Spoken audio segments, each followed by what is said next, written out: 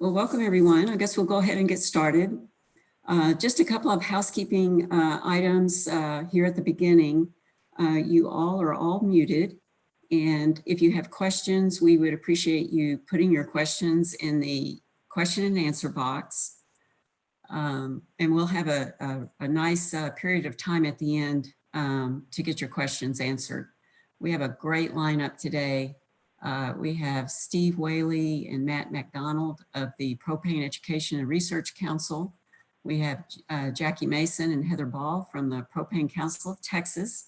And we also have Tom Hopkins from Roush Clean Tech. So we're very excited about our agenda today. And we'll just go ahead and get started. So I'm Amy Hodges. I'm a senior air quality planner with the Council of Governments, North Central Texas Council of Governments, as well as staff with the Dallas-Fort Worth Clean Cities Coalition. Our Clean Cities coordinator for Dallas-Fort Worth is Lori Clark, and she's also the air quality program manager with the Council of Governments. So a little bit about what the North Central Texas Council of Governments is. We assist local governments in regional planning and coordination for a 16 county region here in North Texas. And within the Council of Governments, we're also the Metropolitan Planning Organization for the Dallas-Fort Worth region. So we do regional transportation planning for a 12 county area. We are also required to do air quality work as part of our transportation work since we have 10 counties shown there on the map that are non-attainment for ozone. So we implement a lot of clean vehicle initiatives, and we do these initiatives mostly through the Dallas-Fort Worth Clean Cities Coalition, which is housed within the Council of Governments. Next slide, please. So a little bit more about Clean Cities. It's a national program within the Department of Energy. There are nearly 100 coalitions across the United States. And these coalitions are basically the local boots on the ground to work with fleets in the use of alternative fuels. And we assist and encourage implementation of various best practices to make fleets more efficient and to reduce emissions. Next slide. So over the years, the Clean Cities program has made a really tremendous impact on energy use in the United States. For instance, coalition projects have assisted in putting 1 million alternative fuel vehicles on the road. 96 million gasoline gallon equivalents of energy have been saved through initiatives such as telematics and reducing idling. Next slide. So through the National Clean Cities program, our local coalitions are able to connect fleets to a variety of information and decision-making tools. We can provide one-on-one technical assistance. We can connect you with grant opportunities and inform you about upcoming trainings, and we help to forge partnerships. So we are really here as a resource, and we would love for you to think of us as a resource and ask us questions. You know, we work with national labs across the country, as well as, of course, we have our peer network of Clean Cities coalitions across the country. So if we're not able to locally answer your question, we have resources that we can pass your question up the chain and get an answer for you. So with that, I think we'll just go ahead and get started with the rest of the program. So next we have Steve Whaley. Thanks, Amy. And I couldn't agree more. The Clean Cities coalitions around the country connect the dots better than any other organization I know when it comes to finding the right alternative energy for the right application within a fleet. So it's a real pleasure to be here. I get to kind of kick this off on the propane side to give an overview of what this fuel is and what it's about and how it works, and then I get to pass it off to the real experts who are going to do the deep dive and those that you get to ask questions of from actually in the school bus fleet management area as well. Before we dive into this, a couple of things. One is I'm going to go really fast, and I'm going to leave lots of images and little sound bites for you to kind of get stimulated with, so that we can have a really good Q&A later on. So also, again, it's being recorded, so you can come back and listen a little bit more intently, or grab some of the slides a little bit different. But because it's being recorded, we can go through this part of it really, really quick. So when we think about what it takes to do a successful alternative energy adoption, I'm not talking about propane, and I'm talking about anything that's going to displace what we have out there today for school buses. And the vast majority of that is in diesel. And so we've all determined how dirty diesel is, and how harmful it is, and how much more expensive it's getting to maintain and to operate. So if we're going to replace something that's so widespread, what do we have to make that happen? And so I don't care if we're talking about electricity, or if we're talking about propane or natural gas or biodiesel. I mean, any of these things all have to have these four things happen. Otherwise, it's just not going to be successful. It's not going to have the toppling effect of replacement like we want. We might have a little, start and test something out, but it's not going to have a really true adoption unless it is cleaner than what we're using today. That's the first one. It has to be less expensive than what we're doing today. And the third one is we can't compromise on any performance. It has to perform as good, if not better, than what we're doing today. And that's just not horsepower, torque kind of thing, but also the distance that we can travel with it. So we can't compromise on range.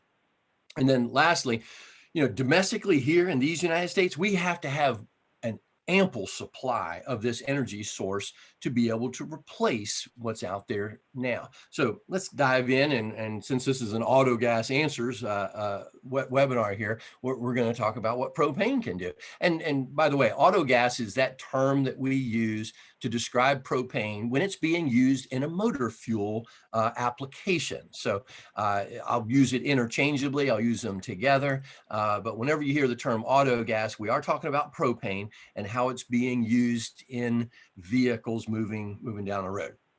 So how does propane autogas fit into that criteria of being a successful alternative energy solution that turns into mainstream? We do have the most cost-effective energy source to reduce harmful emissions that are coming out of the exhaust pipe. No doubt about it. We're going to talk about that as we go out.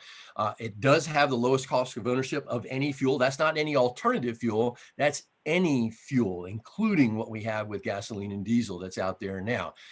And we are just as, if not better, in performance and on the range part of it. And we've got a lot of it. As a matter of fact, we in these United States, we have more propane than any other country in the world.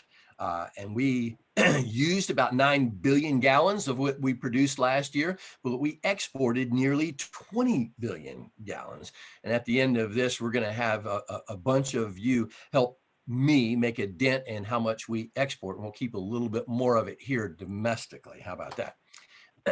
So what is propane? I mean, it is exactly the same fuel that we use out on the back patio, in our barbecue grills for cooking our hamburgers and steaks. It is that clean that we let it touch our food, but we use a tremendous amount of this in households all through the United States for heating, hot water, on agricultural uses in grain drying and chicken incubation. I mean, we have a ton of uses for what we have in propane. Forklifts we've been using for decades and decades inside warehouses, long before we were measuring emissions and worried about our environment. We were worried about the local environment inside a warehouse where we use gasoline and diesel and people died. And propane is that clean where it wouldn't produce those results.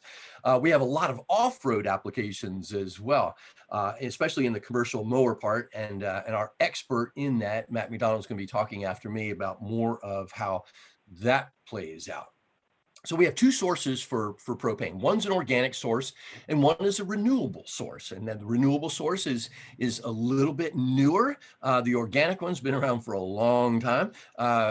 We have a tremendous amount of resources in our own soil here for all of the natural gases, including butane, propane, methane, all of those. And when we compare it to renewable, the part I want to emphasize now is the molecular structure is the same.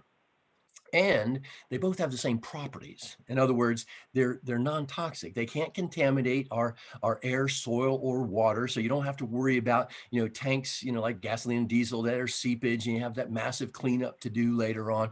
None of that can happen with propane. So why do fleets do this? Today, we're going to unfold, that it is the lowest total cost of ownership. It has the lowest emissions. It is very quiet as well, and I'm sure Jay and Curtis can talk to answering questions that you have about how their drivers adopted to the use of moving from diesel to propane. So you can put that question in there later. It is less maintenance. Everybody likes the better corporate image of our organizations going greener, and the employee morale and driver retention has been awesome. People don't like to have that diesel smell on them. They like the less noise, and they like the convenience of being able to fuel up right in their own maintenance yard. So everybody has a path to zero. We're never going to achieve zero, and that's for any energy source, because we still have tires with particulate matter, brake pads that are crunching on things. I mean, so we all have a little bit of emissions somewhere, but everybody is striving to reduce this to as far as we possibly can. And we're never going to stop doing that. We're always going to be striving for zero emissions. So what is propane's pathway? We started off with being very clean. So the particulate matter that comes out of an exhaust pipe has been virtually zero with propane. So we started out of the gate really, really well with that. But the next one we tackled was the nitrogen oxides. And then this is the most harmful emission that comes out of our tailpipes that contributes to respiratory illness. And so what I'd like to point out is a West Virginia University study, and this is the same group that busted Volkswagen for their NOx emissions scandal, okay? They're the ones that found out that they were actually doing this, surreptitiously to make their numbers better than they were. And so we have a lot of Volkswagen settlement money out there to correct this. And nothing works better in correcting it than propane, because they took a best-in-class diesel school bus and a best-in-class propane school bus, same model, same make, and so forth, and they put their mobile emission testing equipment on it. And they traveled for several months on the same route up and down the hills and down the valleys and so forth. And they calculated all of the measurements from idle to movement in the entire full duty cycle. And although the clean diesel and the propane both met the EPA and CARB standards for emissions, the propane was 96% cleaner in nitrogen oxides than the clean diesel was. It was amazing how much cleaner this was. Greenhouse gases is the next one. This has been a little bit more challenging for us in propane and for everybody. But we are, with increased efficiencies, and I'll talk about a new engine that we're working on now, we're getting higher reductions in those greenhouse gas emissions. But we're also going to talk about the greenhouse gas life cycle analysis from the entire process of some of the baseline energy sources that are out there today and where propane fits in. So with that, we'll go into some fuel and maintenance costs. I'm actually going to skip over some of the maintenance costs because Tom Hopkins is going to do a little bit better comparison there. So I'll focus on some of the fuel costs. And you can see the blue line here is representing propane, and gasoline and diesel with red and green up top is always more than what propane is. And we're a lot more stable because of that, being a domestic fuel. Alliance Auto Gas is all over the country, and they have it on their website, and I steal it straight from there because it's a really good snapshot of where propane auto gas fuel prices are today. They actually update this every week. Now, of course, these prices are including the state and federal road taxes that obviously school bus districts and so forth aren't going to be paying, so you'd be actually less than this. So what are we using propane for? I know we're going to highlight school buses, but we have a lot of applications for propane: first responders and law enforcement, utilities, and all kinds of applications from all kinds of solution providers. We have in all of these that are mentioned here have propane as a technology solution to go on vehicles.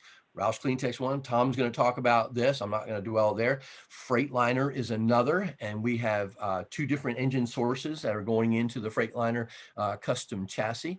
And we also have Alliance Autogas. And Alliance Autogas and ICOM and Campbell Parnell, all of them have aftermarket solutions for existing gasoline-powered vehicles. So you don't have to wait to actually purchase a new one to get, like from Roush and Freightliner, where you get it straight from the factory and it comes through the shipping process. You can take existing gasoline and convert it over. But we're going to talk about school buses today, and it is a shining star for propane application. All three of the major school bus manufacturers offer propane as a factory option. And with that, we're going to give a little bit of a highlight from the Northside ISD. And I'm not seeing the play button on this, so maybe we're not going to see that video at this portion of it. So let's move on and talk a little bit about where school buses fall in the stats. Now, I am thrilled to be able to present the 21,000 number. This is the first time I've got to present that, because just yesterday morning we got our new count, and earlier this year we reached that 20,000 school buses operating on propane in these United States. But yesterday I got my numbers, and we actually got over that 21,000 mark, which I'm very, very proud of. But even more so, we have over 1,000 school districts now that have made the adoption of propane into their fleets. And when all the schools are open, we're moving over 1.25 million students every single day. I'm going to pick on Blue Bird. They're one of the three OEMs that provide propane, but they also provide all of the others too. So I like to put this in here because a lot of people ask me about the cost and the differential in that cost. So if you're looking at the exact same Type C bus, and it's operating on diesel, you have a price there for that. You're going to be paying maybe 10% or less in the school bus arena to move into operating on propane. It's significantly more for CNG. It's about 35% of that cost. But when you go into the electric arena, you're way over 300% of that cost. And I'll throw a little editorial in here. If we can reduce 96% of the toxic emissions coming from a bus at 10% of its incremental cost, I don't know that another 250% cost to move it 4% more is really the best use of our funds. And talking about the best use of our funds, in the Volkswagen settlement application, you can see that propane has a very right side up equation. The blue area is the amount of dollars awarded to school bus fleets wanting to switch into an alternative. And the yellow is the number of buses that were actually deployed. So you can see, compared to others, propane has a very right side up application for reducing the most harmful emissions. And speaking of harmful emission reductions, I want to brag on Texas for a little while, because I know how proud Texans are. And when Texas got compared to California in an October 27th release of this data, over the last 15 years, if you added up all the dollars invested in on-road vehicle applications to reduce emissions, California led the way with $816 million, and that produced a reduction of 35,000 tons of nitrogen oxides. Well, if you go into that fine state of Texas, where you guys are, I like to brag on you guys, you invested far less, but almost doubled the amount of NOx emissions reductions. Now, why is that the case? And that's because of the Clean City Organization thought of an all of the above approach. Find the best application for an alternative and put it in its right spot. California had a little bit more narrow approach, and they had a much more emphasis on only electric. And you can see it's not always the case. Electric has a sweet spot, and propane has a sweet spot. CNG has a sweet spot. Everybody has their best applications, but there's no one that does and fulfills all of them. So in propane, we have a great success story with school buses, but we also have some other markets that you might be able to identify with if you have some other vehicles in your district that are kind of like the food and beverage delivery, higher weight, moving things around. We have tremendous success there, also with paratransits and the shuttle buses. But the box trucks, especially with the United States Postal Service, those 26-foot box trucks that are moving things around all day long, get a tremendous benefit from switching over to propane. And Tom can talk about their application. This happens to be a Roush setup on the USPS contractors that are in Charlotte, North Carolina, saving a ton of money because they're going through 1,000 gallons of fuel every month. Whereas, we're looking at about a yearly average of about 3,500 gallons for the school bus arena. So we're going to talk about how do we fuel these things once we get them. We have several ways of making that happen. We have mobile fueling. Now, this is not the most popular one, but sometimes it's needed, especially in the city of Boston, where you have hundreds of school buses there, and there's no room for any infrastructure, diesel, gasoline, propane, none of it. So they have propane bobtails like this one here going every night and filling up all the hundreds of vehicles that are there. It's not exactly the most cost effective. You can do it cheaper with your own infrastructure there, but it was necessary here, and I wanted to show how it can be done. The other is temporary fueling. That you move in and you move out. Maybe if you're waiting on your infrastructure to be set up, most of the time you're waiting on the vehicles to show up before the infrastructure. But if we need to move it, or especially in storms and resilience, we can move this fuel around very easily with a source of storage, a dispenser, and a generator that generates the little 5 horsepower motor that makes that pump work, moving 10 gallons a minute or more. And even that operates on propane. So you're off the grid entirely to make sure that you can fuel your fleet. We also then start off with a very scalable private station. Now we have, thousands of stations all over these United States to connect a network of public refueling for propane. But of all those stations, we have even many more that are private because it's so inexpensive to set up at everybody's fleet. We can do it wherever there's just a few vehicles. So a standard station like this is very scalable. The dispenser stays the same. We just grow the size of the storage tank to make it better. Takes up about a parking space to get started. And once you get about 20 or 30 vehicles, you can add another tank to it to increase the capacity you have at your place, or you can increase the size of those and configure it for your particular facility. And then when you get to, this is actually a picture of Northside ISD, where they have over 500 school buses. It's actually the largest one in the United States using propane, but they have multiple sites with 18,000 gallon tanks. So they always have enough to make sure they cover all of the needs that they have. And if you need to, and have a small footprint, we can actually go up with it instead of out with it. It's very, very scalable and flexible. You can do measurements from dispensers with just counting gallons, like in the top left one here, or you can do integrated fuel management and have every vehicle track every amount of fuel for every driver, all the way even down to the bottom where we have commercial fueling stations, just like gasoline and diesel, where autogas is dispensed at places along corridors of alternative fuels. And I know Amy can talk a little bit more about that too, if you have any questions.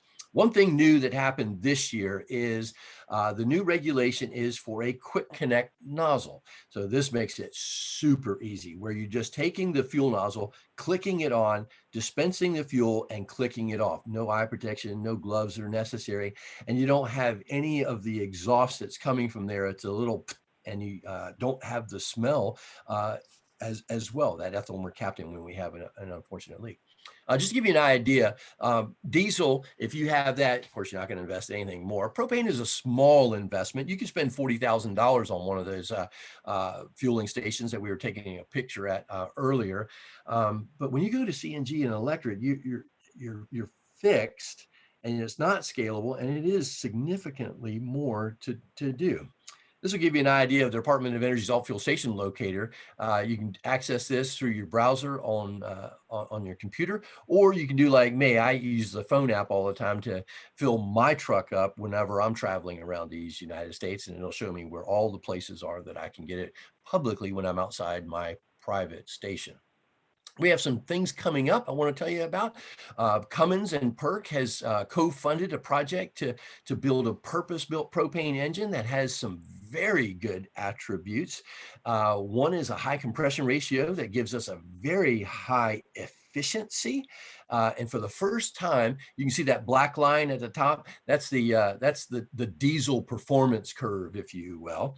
And now that green line on top of that, that same 6.7 liter engine operating on propane beats diesel in horsepower and torque, as well as matching it in thermal efficiency, which gives us a much lower CO2 emission. So where are we going? We've done that with technology for the engines.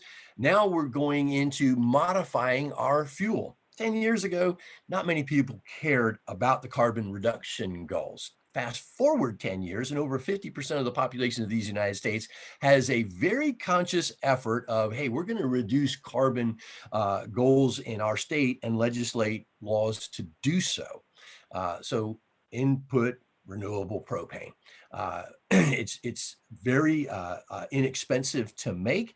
We're producing about 5 million gallons out of one of the facilities, REG in Louisiana, as well as other sources of taking DME as a blend. Now, the DME has a carbon intensity of minus 278. So when we blend it 20% with 80% regular propane, we have nearly a single digit carbon intensity. So it's working out very well. So let's do a little comparison of the greenhouse gas life cycle analysis. And what I mean by that is, let's take a look at the cleanest source that's identified out there, and that is named mostly as electric vehicles. Okay, but just because it has a tailpipe emission of possibly zero there, the energy used to generate that electricity also produced emissions. So where does it come from? We have, some of it coming from coal, and you can see the states here that are outlined. Wyoming kind of standing out there with 84% of their electric grid being produced by coal. You have natural gas, not much on the petroleum or biogas, but in the renewable side of this, we have nuclear, we have hydro, we have solar, we have wind, a little bit of geothermal, all contributing to that electric grid.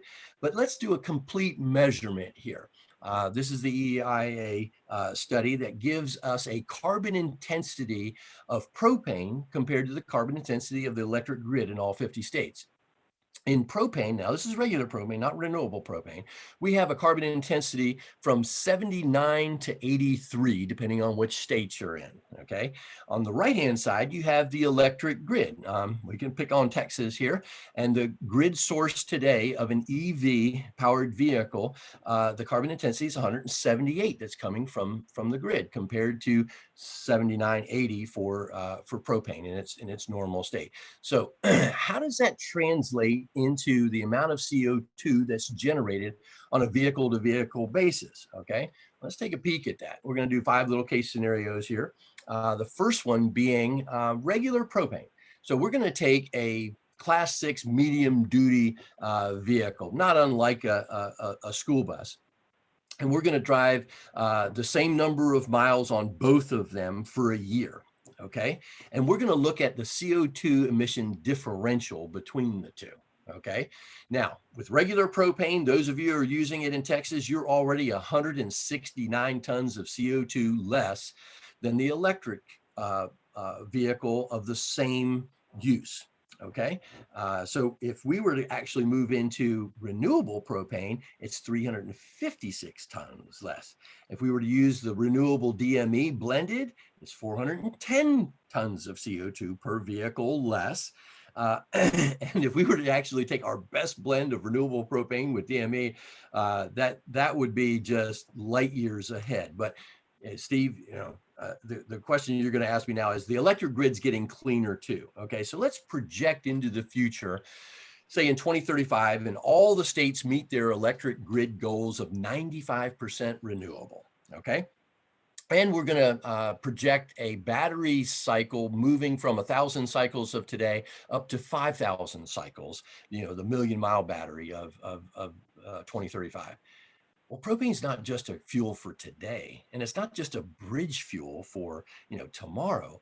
It is a fuel that is sustainable long into the future with meeting all of our emission and greenhouse gas goals.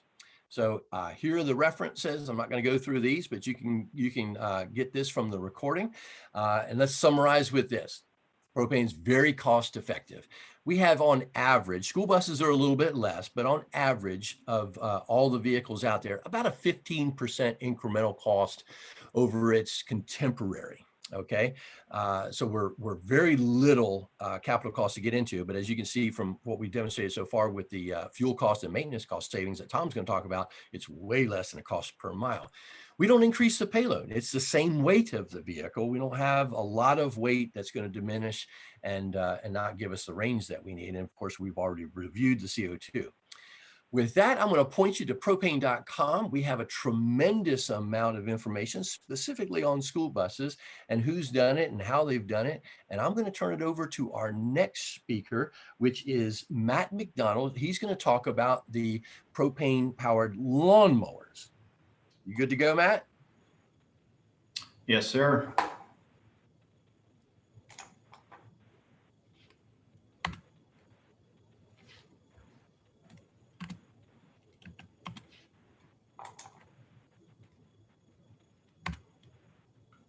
All right. Hey, good morning. I appreciate the time you're giving me this morning. Man, good job, Steve. Every time I listen to your presentation, I learn a little bit that I didn't know before. So I appreciate that. So yeah, so we're going to talk just a few minutes about propane powered mowers.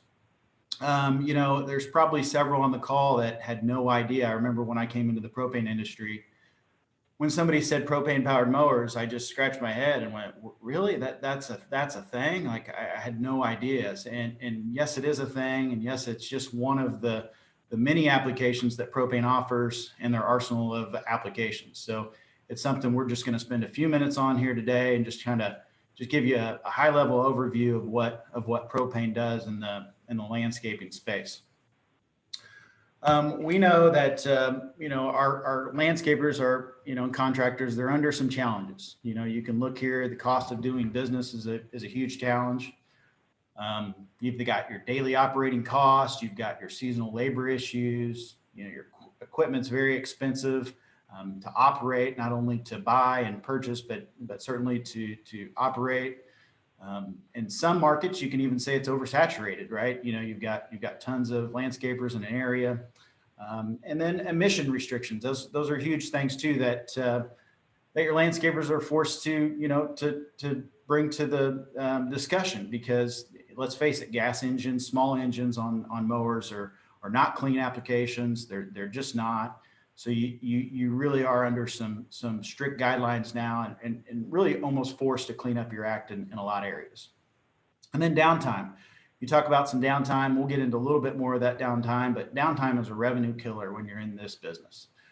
You've got many challenges. You could have weather as a downtime, but really what we know of is refueling, and those type of things can really be a downtime and certainly a revenue killer. So how can propane help you? So Steve did a great job covering some of the benefits of propane, so I'm not going to bore you with some of these things, but if you're going to do something, you want to make sure it makes sense. So reducing your fuel costs is always just, going to be at the forefront of your mind. If you're a landscaper, you want to have that, you can have that improved emission profile, and propane certainly does that. It could also qualify you for more bids. People are looking for those alternative fuel options when they're bidding this stuff out. So having that improved emission profile is certainly something that benefits them. And then increasing your productivity. We talk about that downtime. We talk about some of those things that landscapers are forced to deal with, and having that faster refueling. And even with propane, you've now got, like Steve mentioned, you've got this on-site refueling option, and you can have that for your mowers as well too. Steve shared this, and I'm not going to go through this. I really stole this slide from Steve, but it's worth pointing out that if you're a landscaper, let's just say, you've got a 10,000 gallon a year business, you're burning 10,000 gallons a year. You look at 2008 and the savings you would have saved then, and then you fast forward 10 years and the savings that you save, not only year over year, but the savings that you're going to save over a decade are very tremendous. So those are some of the challenges that landscapers have to increase their revenue, and certainly propane can do that. And if you look at the scale, it really shows you, where diesel and gasoline have really stayed the same and stayed really neck and neck over a course of a long period. Propane has always hovered below that. Reduced emissions. So Steve really did a good job in covering this. So I'm not going to bore you with this, but I'd like to paint a picture that if you put yourself in the worker shoes that's running these mowers, that's operating this equipment, if you stood at the back of a school bus that was running off diesel or gasoline, and you stood by the gas pipe, or your car, over a period of time, you're going to start smelling gasoline fumes. You're going to start smelling like the product. So imagine yourself on a mower that's a stand-up mower where you're standing over the engine, and you've got this exhaust that is relatively close to you, and you're operating this equipment every day, day in and day out. When we stop and we talk to these mowers, these people that are operating, men and women that are operating these mowers, we ask them some questions, and they exude with confidence and say, listen, I have less headaches. I have less fatigue. I don't smell like gasoline when I walk in the home. These are all things that are super exciting for me, and just to talk about and share their stories. It's almost like a commercial exuding from them about how propane is improving their lives, improving their business. There's no reduction in performance, but yet they can walk in the door at night, not smell like gasoline. They don't have gasoline on their hands from handling it. They don't have it on their feet. They don't have the exhaust on their clothes. And it's pretty exciting. It's something that that really is worth noting. So increased productivity, those were some of the downfalls, right? So some of the challenges that these landscapers are having. If you look at this here, it's as simple as taking a propane empty tank. You take it off the mower, you set it down, and you put a full cylinder back on the mower. You think about, let's think about weight, right? Gasoline weighs 2 pounds more per gallon than propane. You think about downtime of going to the gas station and refilling these tanks. I think everybody may have some experience with maybe filling a gas can at the gas station. If you can crack the nut on filling a gas can without spilling some, by all means, share that with me. If you've ever filled a gas powered mower before, you sometimes can overfill that. You can get that leakage. You can get that stuff on your feet, on your hands. And again, with this, all you're doing is unscrewing with a flip of the wrist. You're unscrewing the empty tank, you're setting it down and putting a full tank right back on the mower. So very, very productive, and refilling options.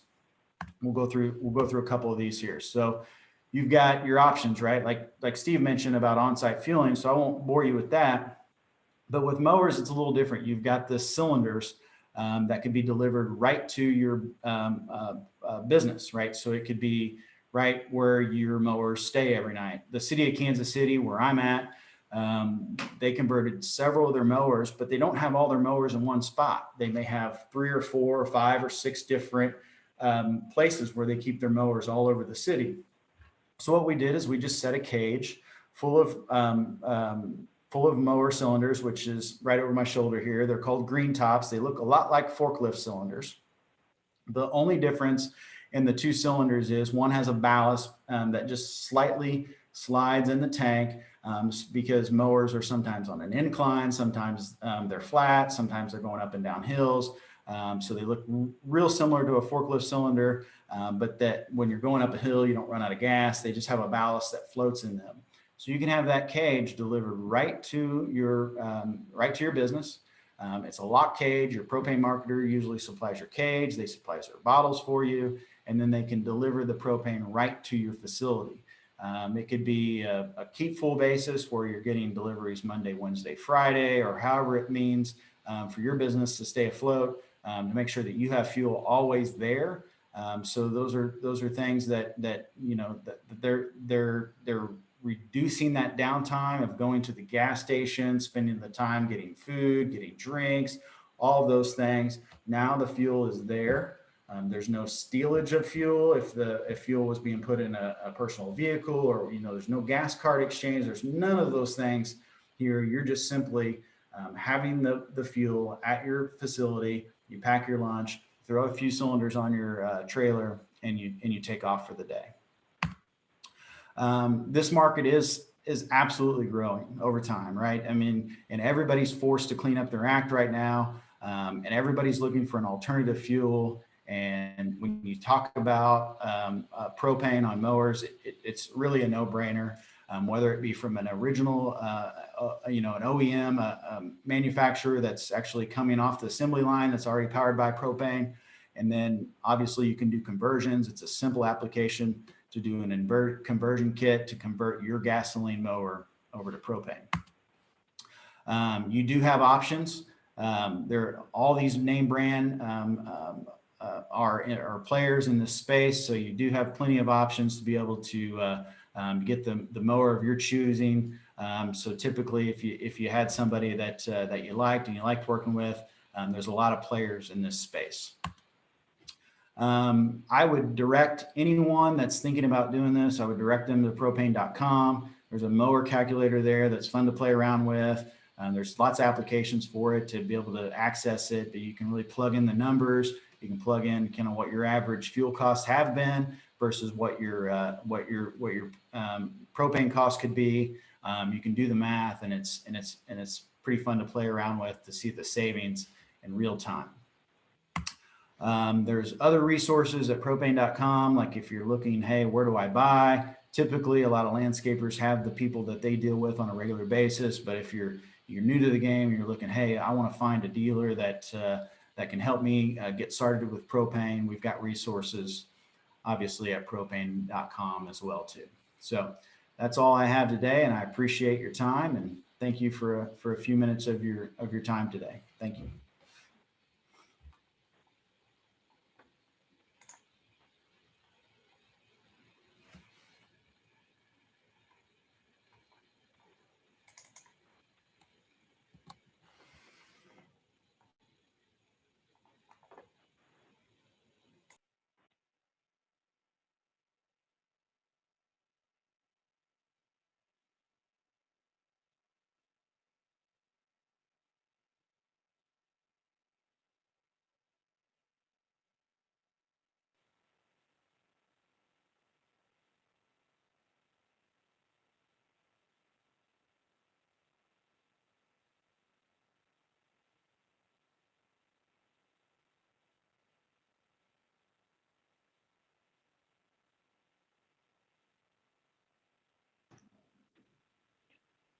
Tom, we passed over control, so when you see that indicator on your screen, you should be free to take over.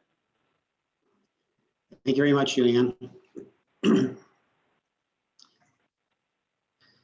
we go. I'm having trouble accessing my camera right now, so I'm going to stay off camera until I can figure that out. But I'm Tom Hopkins with Roush Clean Tech. Appreciate the opportunity to present here today. I'm going to talk in more detail about the partnership between Blue Bird and Roush and the propane-powered school buses that are available today. When we talk to interested partners or school districts or customers, there's a lot of fuel choices available today when you look at diesel, gasoline, propane, CNG, and electric. When you look at a lot of the attributes that Steve mentioned in terms of ease of adoption and independence from energy independence, emissions, total cost of ownership, range, infrastructure, propane is the one fuel that we feel very strongly checks all of those boxes. It's a really easy, scalable fuel to implement into your fleet. When you look at the total landscape of what Blue Bird's done since our partnership in 2012 began, you see about 9% production rate out of Blue Bird on diesel alternatives in 2012, and you see steady growth year over year up until last year, 2019, where diesel alternatives made up approximately 50% of Blue Bird's total production volume. So there's a big shift in the industry when it comes to school bus adoptions of diesel alternatives. There's a good reason for that, and we're going to touch on a few of them today. Our progress, I know Steve mentioned the numbers overall, but we've got 16,000 buses on the road today, powered by propane that have accumulated over 500 million miles, transporting approximately a million kids to school every day. And we're located in over 950 school districts. So it's pretty exciting when you look at just the last 8 years, how we've been able to deploy into every single state and in every single province in Canada. Texas in particular, running the Blue Bird vision with the Roush Ford powertrain. 38 school districts have adopted approximately 1,100, almost 1,150 vehicles or school buses. So that's very exciting, really heavy adoption in the state. And then just a quick look at what Blue Bird has coming in 2021. They've got their 2021 model year vision that will adopt the new Ford 7.3 liter 2-valve engine. It will come in every single wheelbase that you see today on the V10. It will come with each of the fuel tank options that are available, the 47 usable, the 67 usable, and 93 usable gallons. And it is EPA and CARB certified. And I'll talk a little bit about that. But also Microbird offers a propane school bus as well in the Type A platform. It comes with a 47 usable gallon fuel tank, 158-inch wheelbase, also EPA and CARB certified, and available factory order, just like the Blue Bird Vision.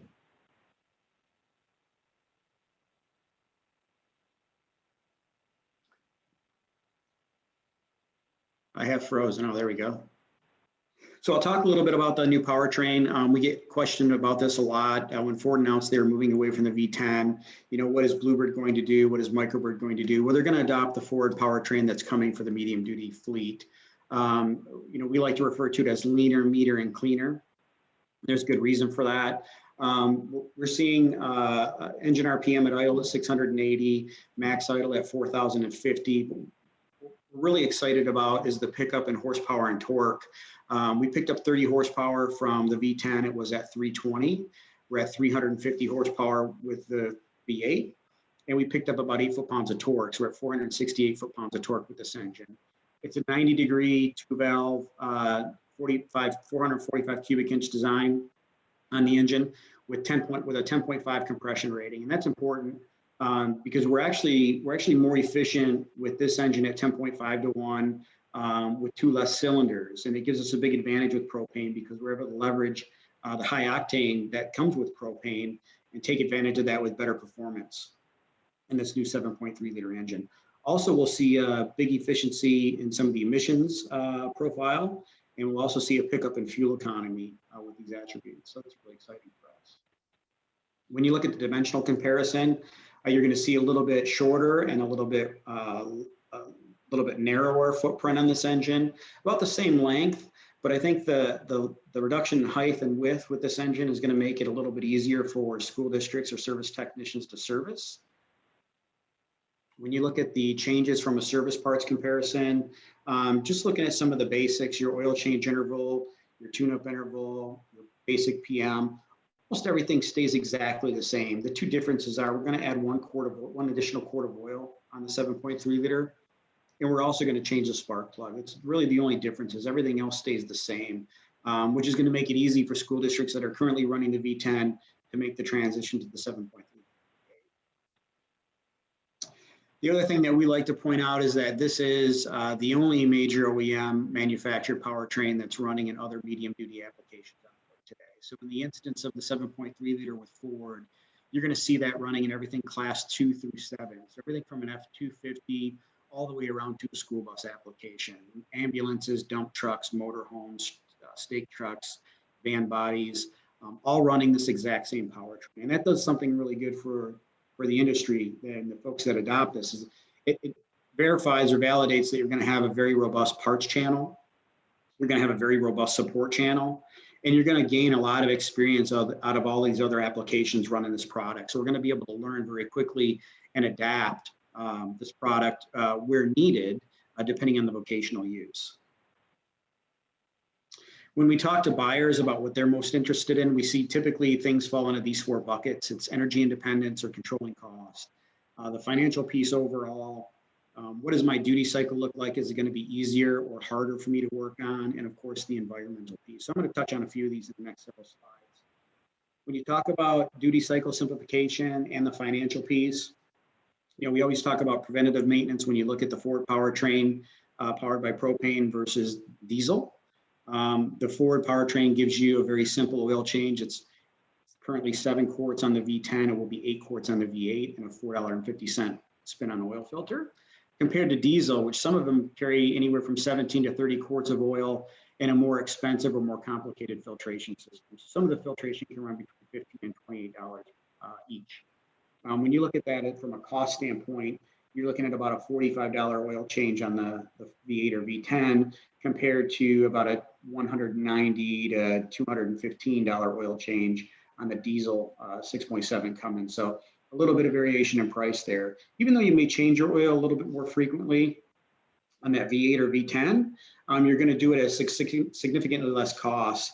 So even if you're changing it 2 to 1, the propane engine versus the diesel engine, you're still going to save about $100 on that 2 to 1 ratio. The diesel, as we know it today, this is one of the things that we hear most commonly give school districts or technicians at school districts the most headaches. Things like your charged air cooler, your EGR cooler, your turbochargers, your DEF head assembly, your SCR catalyst. Significant amount of hardware goes into the diesel bus today to make it compliant with today's emission standards. And that complexity on the diesel side adds up to cost. So when you look at the components, just to keep the diesel emissions compliant with today's standards there on the Cummins ISB 6.7, if you were to replace each of these components one time post-warranty, you'd be looking at over $21,000 in repair cost just in part replacement. That's significant just for an emission system.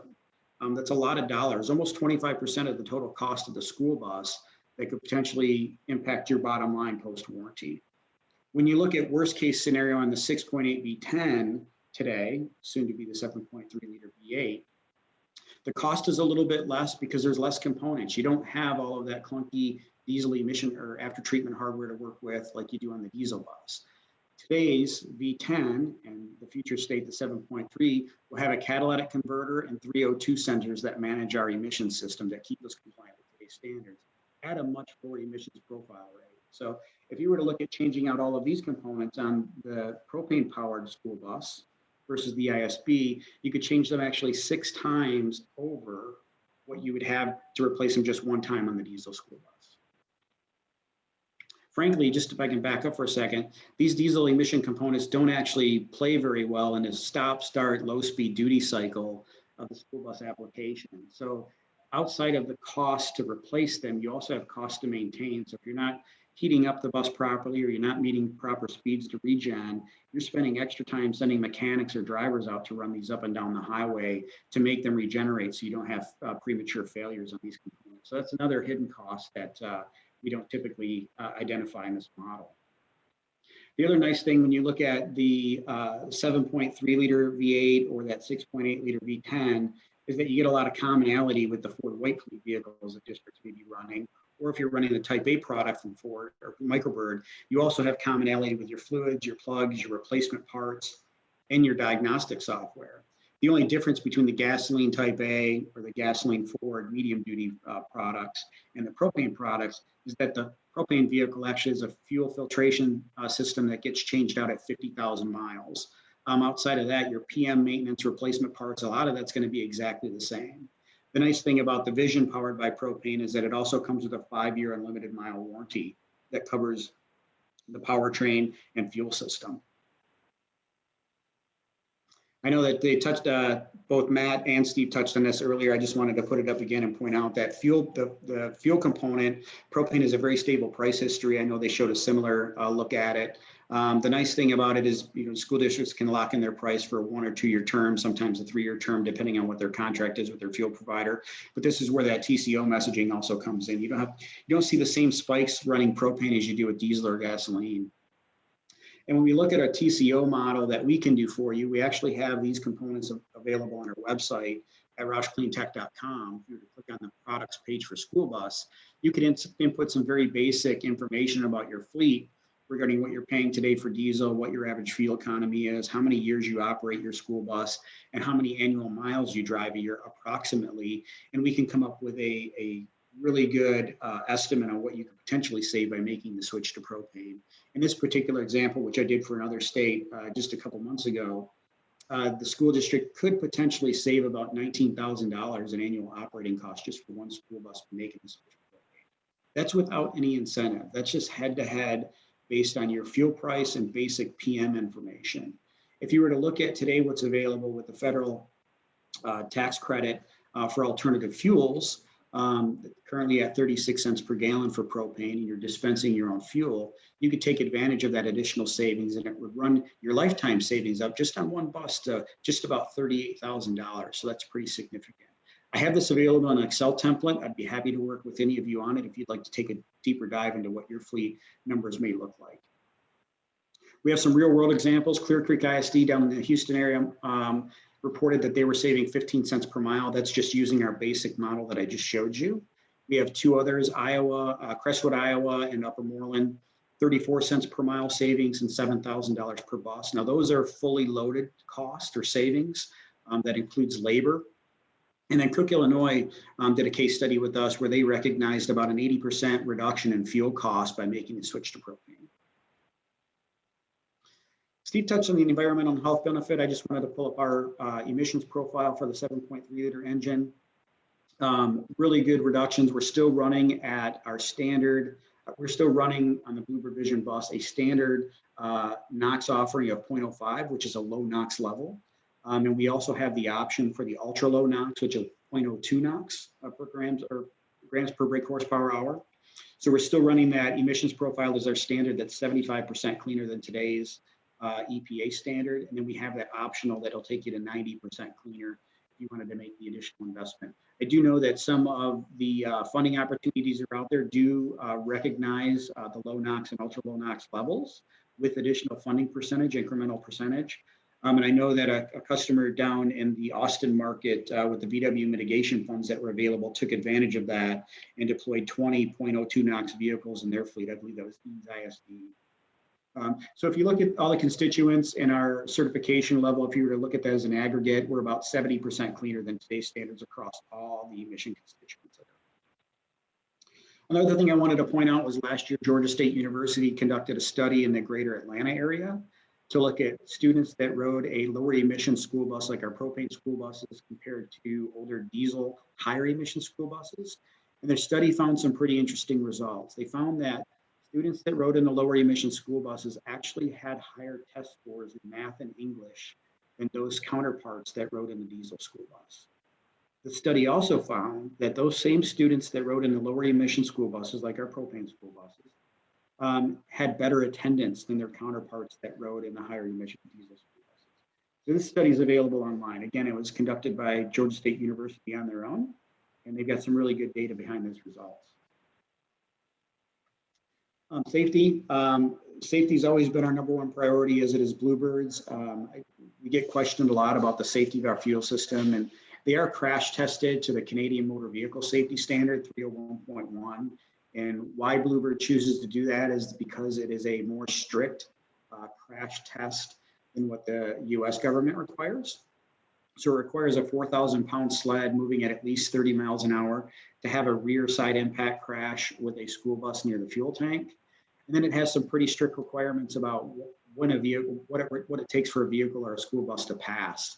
And it requires that the system be pressurized and it maintain its pressure without any leaks or degradation in pressure for at least 30 minutes post-crash. So that's pretty important and pretty impressive that Bluebird's able to meet and maintain that, that safety designation year over year. The other two features I want to mention just for Bluebird is that Bluebird is the only OEM bus manufacturer that engineers the Colorado RAC test and Kentucky Pro test as standard features on their school bus. They're not optional. So you're going to get them every time you order a Bluebird Vision school bus. They're the only manufacturer that offers that because there is no sacrifice for safety. In terms of our fuel tanks, they're 20 times more puncture resistant than a traditional gasoline or diesel tank. They're made of ductile steel. And what you see there on the screen is us pressurizing and leak testing our fuel tanks at our facility in Livonia, Michigan. We actually charge our fuel tanks to 4 times their operating pressure with inert gas. So that's over 1200 PSI. And then we submerge them in this box here that you see that has a lot of molecular sniffers. It's looking for the smallest amount of those inert gases escaping from the fuel tank. Tank passes the test. We take it out of that bath. We bleed it down to about 20 PSI and we prepare it and ship it to Bluebird. When it arrives at Bluebird, it's checked again to make sure that it still maintains 20 PSI of pressure. So we know with 100% certainty that every fuel tank, propane fuel tank that gets installed on a Bluebird Vision school bus is leak-free and ready for service at the manufacturing facility from day one. Should a tank fail, it's condemned immediately and we bring in our quality control unit along with our manufacturer's quality control unit to take a deep dive into it and understand where it went wrong, but it is not shut. Lastly, on safety, we also have a number of redundant electronic and manual shutoff devices on our fuel system. We have 2 electronic and manual shutoff valves on one on the supply side, one on the return side at our fuel tank. So should there be the smallest leak that exceeds a certain pressure threshold, the electronic portion will engage and automatically close that valve. Should the bus lose power, the manual one-way check valves will engage and stop the flow of fuel. We also have those same devices at the engine and our fuel rail pressure control module. So anytime there's a potential for a leak, it's going to be isolated very quickly and with only a nominal amount of gas or fuel being able to escape from the tank. And then lastly, I'll talk about customer success. So we have a wide range of support available for our customers, whether it's a customer support line, a technical hotline. We have regional field service engineers that are able to come in and work with your teams on the school buses. We publish all of our technical publications on our website.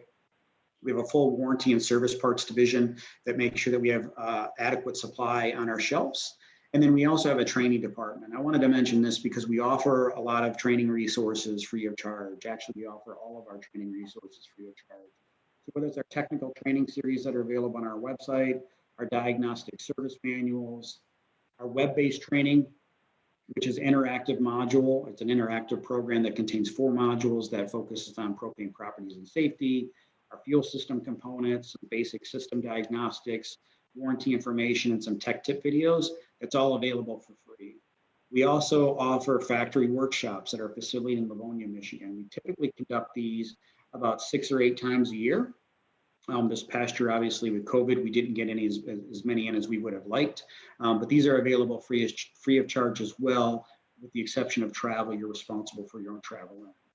To play on this as well, we also have our field service engineers that can visit your facility and provide a full day of training to your technicians. It's a mix of classroom and hands-on, free of charge. We typically do that after the buses are on the road for about 30 or 60 days. We try to get that scheduled, but we want to make sure that your technicians are comfortable with working on the fuel systems, or at least have a good understanding of the fuel systems. You want to make sure that you're set up for success. And with that, I'll just summarize. We've got a really simple and robust design. We don't have a compromise to the duty cycle or operation. It is very economical to operate and drives savings back to the school districts. It is safe by composition and design, and it is environmentally friendly responsible from wheels to wells. With that, I think I'm turning it over to Heather.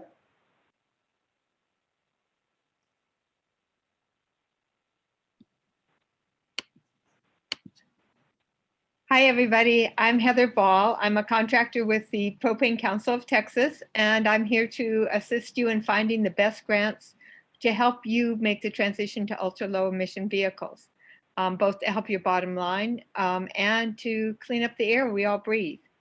The Propane Council of Texas, ProCOT, is a nonprofit 501c3 and is dedicated to propane education and marketing.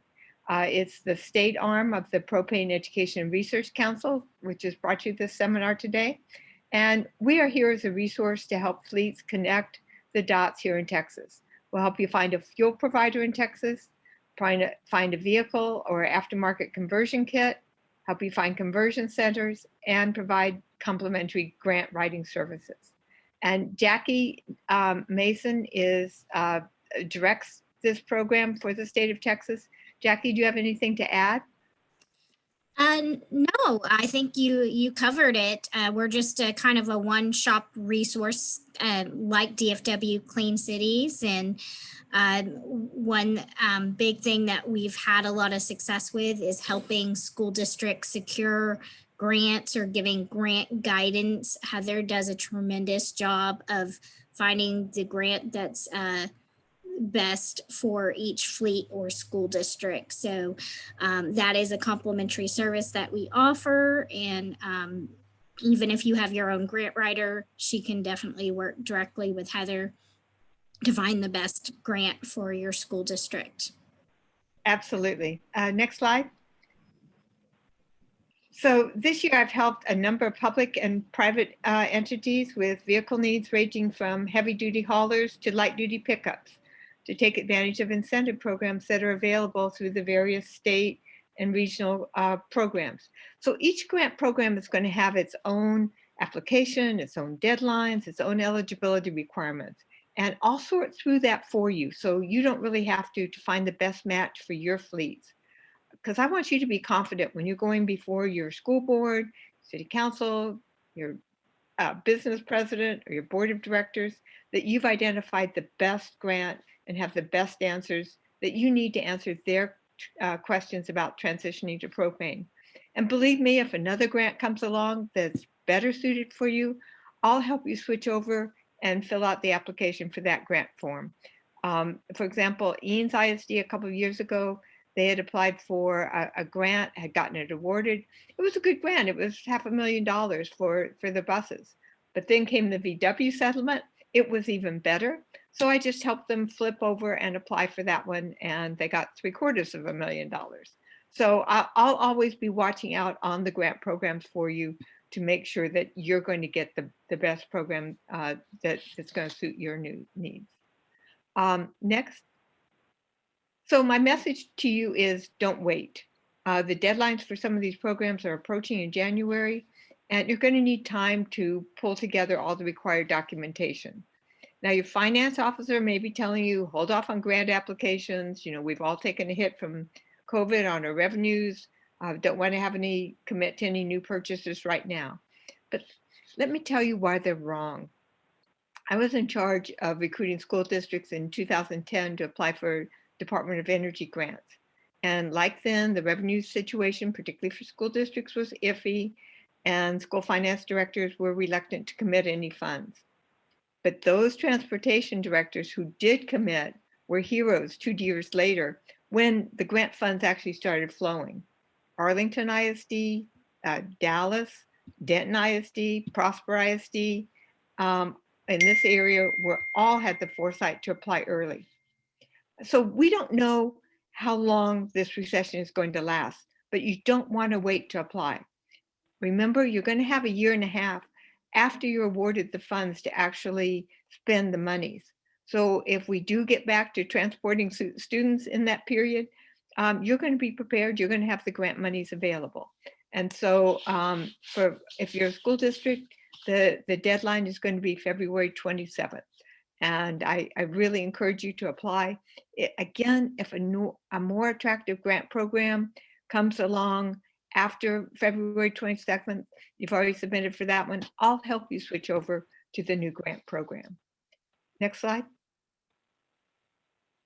The deadlines, good news is Texas legislature did finally agree to start spending the money out of the $2+ billion Texas emissions reduction plan. Bad news is there's going to be a shortfall in state revenues. And so we don't really know how much is the legislature is going to make available. And it's all kind of a fruit basket upset this year because the future monies are going to be shifted to a trust fund. And then the legislature gets to allocate new programs, existing programs, reauthorize them. And so there's a lot of players, including the Texas Propane Gas Association and the Clean Air Working Group, that are in there. So, you know, Amy's certainly in there, Jackie's certainly in there, working to try and influence how these programs are shaped. And, you know, we encourage you guys to get in touch with both of them and express your wishes on how you think, if the programs need to be tweaked, there need to be new programs added, if some of the existing programs really aren't working for you. Okay, as I said, deadlines are approaching. January 7th for the light duty program. So if you've got some, you know, vans or pickups in your fleet, this is an easy program because you don't need to replace anything. You just need to purchase a new vehicle on natural gas or propane or electric. And it's $5,000. So it's pretty much offsets the price of the conversion. The VW, if we have any public fleets here, the VW program for your street sweepers is again very, very attractive. And it's like 50% of the cost of a new sweeper. And its deadline is coming up January 27th. And then the natural gas vehicle program, which is also open to propane, it works for school districts, works for medium and heavy duty vehicles. Its deadline is February 26th. So again, give me a call and I'll help you with the programs. Let me talk a little bit about the programs. Next slide. So the light duty grant, as I said, $5,000 a vehicle for new propane or natural gas vehicles. And these are like under 10,000 gross vehicle weight, 2,500 for electric vehicles. Deadline's coming up quickly, but we can still help you apply for that grant. Next. Volkswagen mitigation, again, if there are any public fleets here who are interested in changing out some of their sweepers to propane, this is a great one. It's up to 50% of the cost to replace your older diesel refuse and sweeper trucks, again, for public entities. Next. The natural gas vehicle grant, which also includes propane. If you've got medium or heavy duty diesels that you want to replace with propane, I really encourage you to consider this one.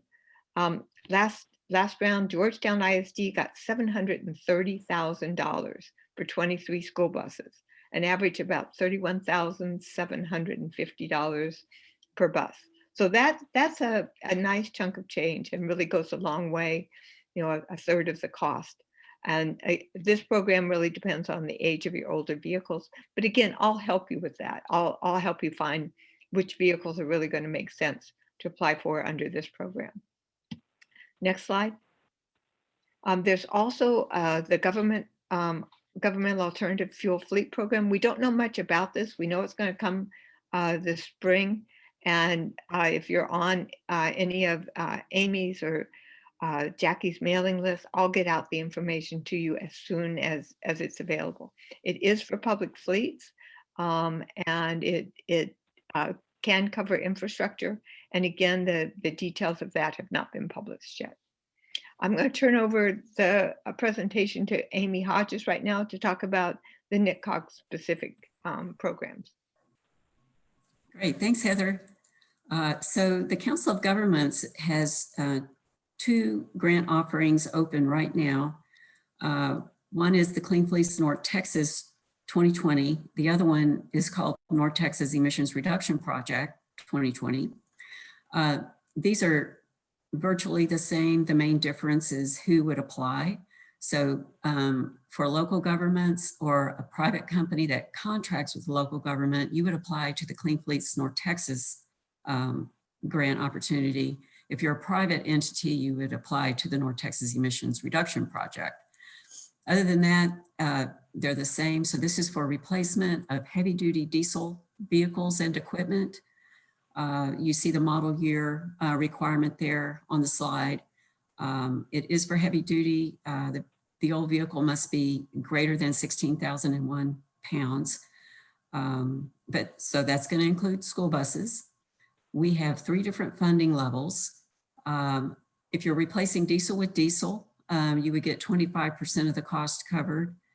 If you're replacing diesel with a certified CARB low NOx engine, which Tom Hopkins touched on. Roush Clean Tech actually offers that. You can get up to 35% of the cost covered. And then if you're replacing diesel with electric, we'll cover 45% of the cost. So the first application deadline is coming up January 8th. But if all the money is not used up at that point, we will continue to accept applications all the way into October of 2021. There's plenty of time to implement. There would be no rush once you're selected for award. You can implement up in through early 2023. So you don't have to worry about meeting an implementation deadline. Is very, very generous. So that's all I had, I believe, unless there's another slide for me. Next slide. Okay, back to Heather. Right. So on our website, txng.org, there is a whole list of all the grants, including the ones for the North Central Texas Council of Governments, the contact information, and just a brief summary. So if you want to look through them and just sort of see, is there anything available for my type of vehicle? I encourage you to go there. I keep it pretty updated. But again, just give me a call. I'll also just talk with you one-on-one about, which programs are going to work best for you. Because I know there's quite a few, and that, with the different eligibility requirements, we want to make this very, very simple for you to choose propane. Next. And then, if you're going before your board of directors, your city council, they're going to have questions for you. And we want you to be the smartest person in the room when you're answering them. So, if you have questions or get questions on the price of natural gas and propane versus gasoline and diesel, the cost to retrofit a bay, cost of a refueling station, grant estimates on the buses, whether you're still going to be eligible for the tax credit going forward. We've all got our fingers crossed on that one. And then the carbon footprint, we can help you with all of that information. So just give us a shout, and we are here to be, as Jackie said, your one-stop shop to provide that information. Next. So contact information on incentives, that would be me. On fuel providers, that would be Jackie Mason. And then DFW area assistance would be Amy Hodges. And so I think this presentation is going to be available, is it not, for everybody afterwards? And this is just a quick cheat sheet for you of how to get in touch with all of us. Thanks so much.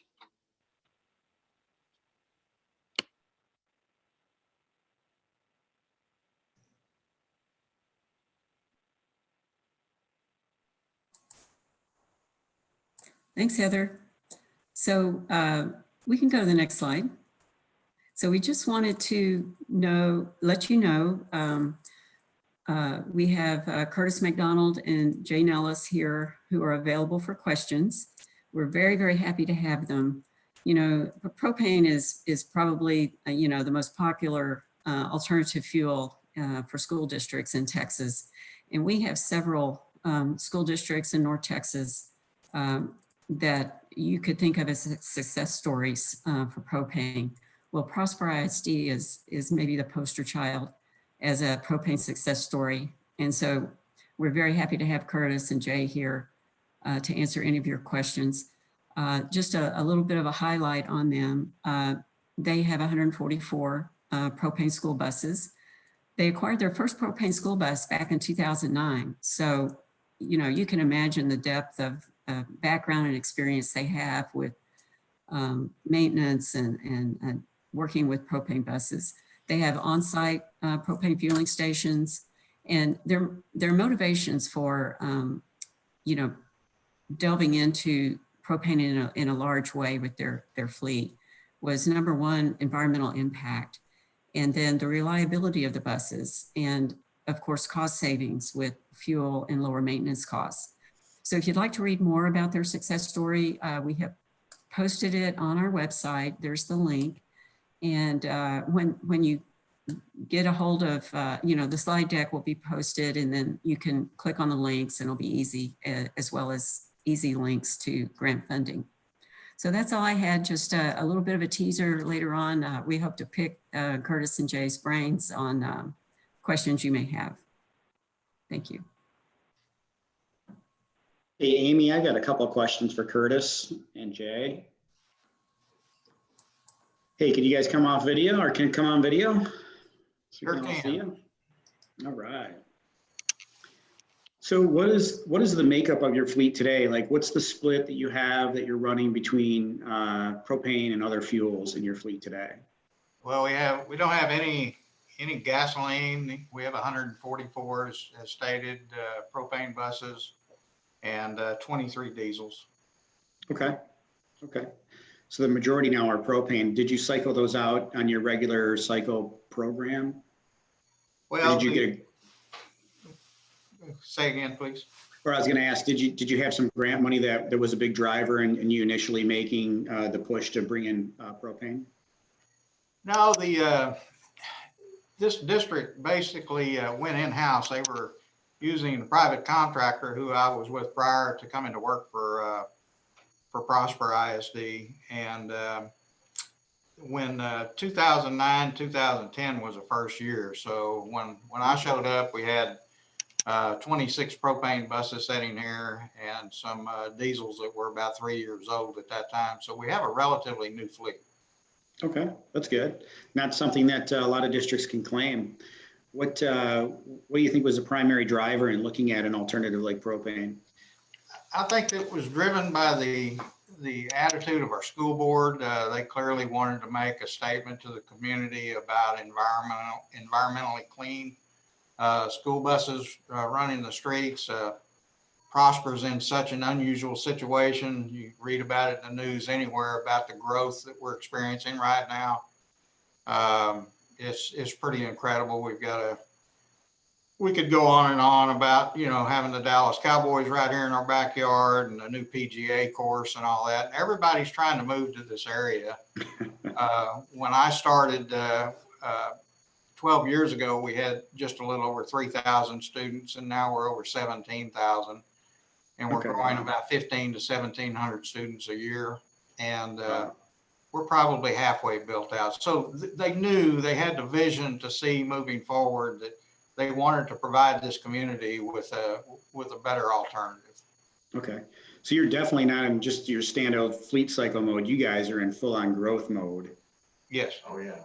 Okay. When thinking way back when, was there a lot of resistance or any resistance when you made the switch?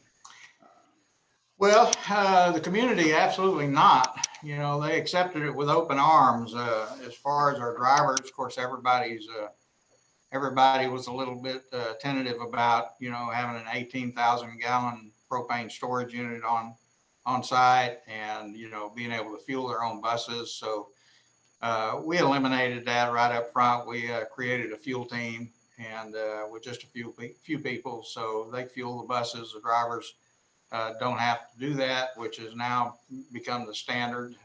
Everybody understands how safe it is to fuel. So it's just, we work really well with the fuel team to take care of everything between routes. So that was the only resistance, if there was any at all. How have the drivers adapted? I mean, since you're going from the original, 20 some odd vehicles now up to 144, what are the drivers saying today? They love it, actually. Our growth has taken us to open a second location. So we're keeping about 125 buses or so here at the main location.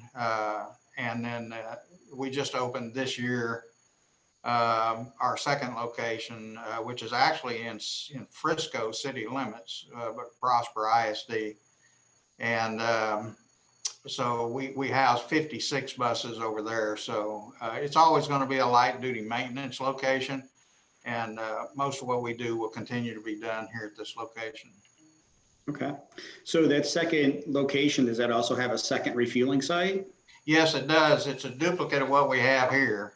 We have 18,000 gallon capacity on propane and 3 and 3 on unleaded and diesel there as well. Okay.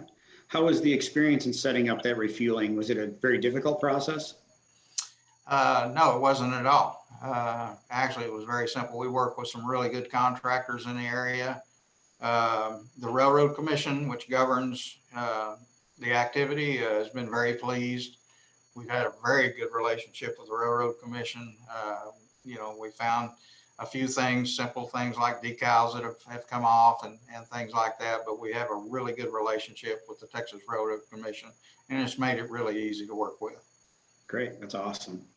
And in terms of the fuel price, are you seeing a significant reduction in fuel price versus your diesel or gasoline pumps? Yeah, there's quite a bit of difference in price of the fuel. Of course, the incentives certainly help, but with the I think we were paying at one time just a little under 60 cents a gallon for it, which is incredible. So the fuel prices have always been constant. We're very satisfied with the cost of the fuel, and we get transports of fuel at a time, which is 7,500 gallons. They'll bring in a full truck and make a dump. So it makes it nice. And it makes it really nice having the capacity that we have at 18,000. So we don't have to get drops like 2 or 3 times a week. So that's a big difference. Yeah, I'm sure it does. It's great. Are those drops automatic, or are you having to call and schedule, or how does that work? We're linked through satellite. They monitor it, we monitor it, and they keep a really good eye on our levels and everything. And they try to come in here non-traffic areas, like nighttime, early in the morning. They have access to get in. Makes it really nice. And if we lose power, which was another concern, because we went through some bad weather with some ice and some pretty tough times, as explained earlier, saw on one of the slides, they wet hose. They come in with a bobtail truck and will wet hose, for us. They've been really proactive on taking care of our needs. So we really never skipped a beat. That's great. So natural disaster, you've got a refueling option. You don't have to worry about electricity. That's correct. Okay. Well, I don't want to take up too much time, but I do have a few more. I'm curious about a few more things. You're making it sound too easy. What types of hurdles or pitfalls have you seen? And what have you done, or what steps have you done working with others to mitigate those? Well, when I came to Prosper, my previous experience was with the air-type IMPCO injectors or air cleaner systems that went on the early propane systems like they used on tractors and things like that back in the 80s. And when I came, I noticed first thing that this is liquid fuel injected, and I was a little speculative myself, so I was very pleased within months on the performance of the propane buses with the liquid injection. The cleanliness when you tear an engine down, you take a look at inside the engine that's got 25, 30,000 miles on it that would fail for a different reason. You could still have ink prints from the manufacturers on the pistons and things like that. They just burn so clean and don't have the hydrocarbon deposits, which makes it easier for us to work on. But the improvements, I've seen several improvements just in the components that have been used. We have clean fuel systems, Roush systems, the new PSI systems, and just Roush has really provided us with a lot to work with. And as far as the improvements on the pulley designs and access in the different generations of the Roush buses that we've received, to be able to access the port to get into the tanks, and like I said, every little thing has been learned, through, I'm sure in your guys' lab, and then also, there's no better training than having these buses on the street and having to deal with them every day. But we've had we're really proud of the fact that Roush has offered school. We were brought up to Livonia up there. I think I actually met you up there. Mm-hmm. And went to a class up there to get certified to work on them, and to be able to work on these buses and deal directly with the warranty department has been incredible help for us, because we can actually go online, contact warranty, and work directly with the people. It just cuts down on time as far as getting parts.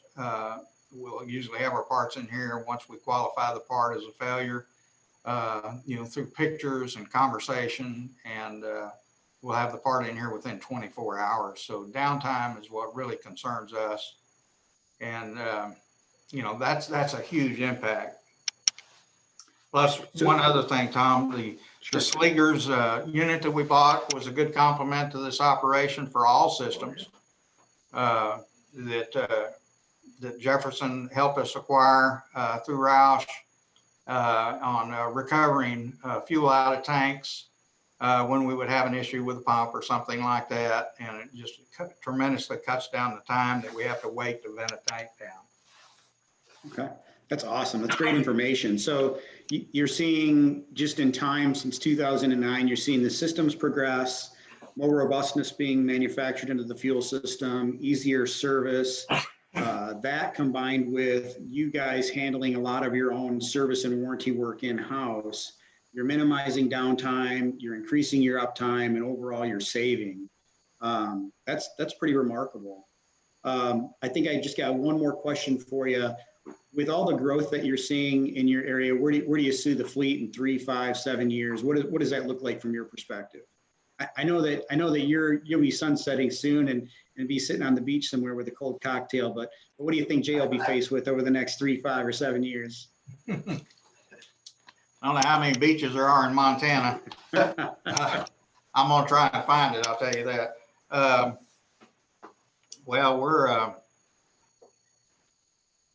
we have projections right now where it's around 17,000 students. They're talking within around 7 to 10 years, it will be at 36,000.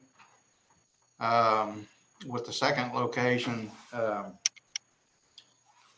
I'm gonna, it's with any district, you have a peak. Once you start putting schools in every neighborhood, its ridership starts going down. But we've got a long ways. We've got a 56-mile